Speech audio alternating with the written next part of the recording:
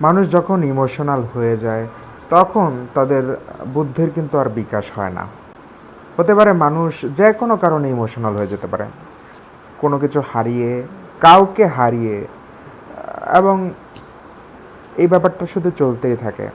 ভালো একটা মানুষ, ভালোবাসার মানুষ, সে আমাকে ফেলে চলে গেছে, আমার সময় থেমে যাবে। কারো বাবা মা সন্তানদের ফেলে চলে গেছে, তার সময় থেমে যাবে।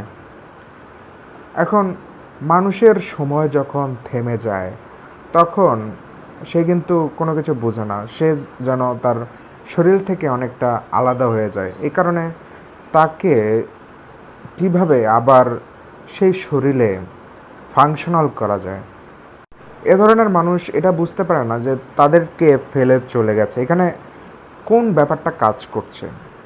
এখন এখানে সব সময় যে ব্যাপারটা কাজ করছে সেটা হচ্ছে পাওয়ার, মানুষের স্বার্থপরতা। মানুষ এটা বোঝানোর চেষ্টা করে যে আমাকে ছাড়া তুমি কিছুই না। এবং এই পাওয়ারটা কিন্তু অনেক খারাপ জিনিস। এটা যখন দেশ দেশের প্রতি দেখায় তখন মানুষ, হাজার হাজার লাখ লাখ মানুষ মরে, কোটি কোটি মানুষ মরে। দেশের সাথে দেশের যেই পাওয়ার দেখানো, এটা কিন্তু আমেরিকার সাথে ইরানের হতে পারে, ইউক্রেনের সাথে রাশিয়ার হতে পারে, তাইওয়ানের সাথে চায়নার হতে পারে। আর ছোট ক্ষেত্রে যদি দেখা যায় ফ্যামিলিগতভাবে, তাহলে দেখা যায় বাবা মাকে দেখাচ্ছে, তার মা বাবাকে দেখাচ্ছে, বাবা মা ছেলে মেয়েকে দেখাচ্ছে। আমার বাবা মা মোটামুটি আমাকে সবসময় গরিব ছেলেপেয়েদের কাছ থেকে দূরে সরানোর চেষ্টা করেছে যখন আমি ছোট ছিলাম। যখন বড় হয়েছি তখন দেখলাম আমার মা আবার গরিব ছেলেদের পিছনেই পাঠাচ্ছে। এখন তারা সম্ভবত ভুলে গিয়েছিল যে পাওয়ার জিনিসটা কী। তারা আমার ছোটবেলার সময় কিন্তু ঠিকই জানতো। এখন পাওয়ারের সমস্যা হচ্ছে একটা মানুষ কিংবা একটা দেশ টোটালি ডিস্ট্রয় হয়ে যায় পাওয়ারে।